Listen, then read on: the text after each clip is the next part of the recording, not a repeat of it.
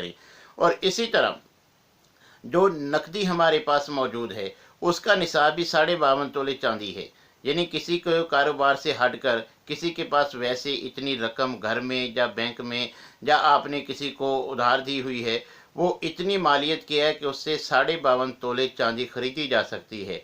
और उस रकम के मालिक बने हुए आपको 1 साल का अरसा गुजर चुका है, तो उस बैंक बैलेंस पर, उस नकदी पर भी ज़कात फ़र्ज हो जाती है।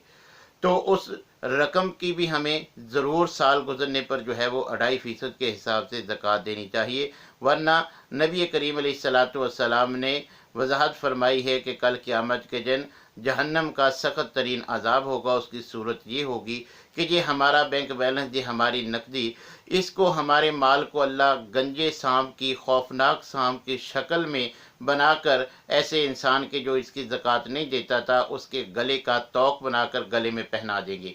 और ये सांप उसकी बाचों को जो है वो चीरेगा और उसे कहेगा अना कंजू का अना मालू का, मैं तेरा वही ख़जाना हूँ जिसे गिन गिन के रखता था, जिसे बार बार जो है वो देख कर खुश होता था, मैं तेरा वही ख़जाना हूँ, मैं तेरा वही माल हूँ, अब क्यों घबराता है।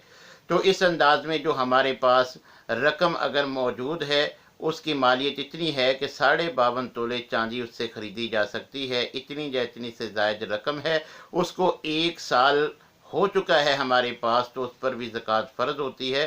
तो 2.5% के हिसाब से उसकी हमें जो है वो हर साल पूरा होने पर ज़कात ज़रूर अदा करनी चाहिए। इसी तरह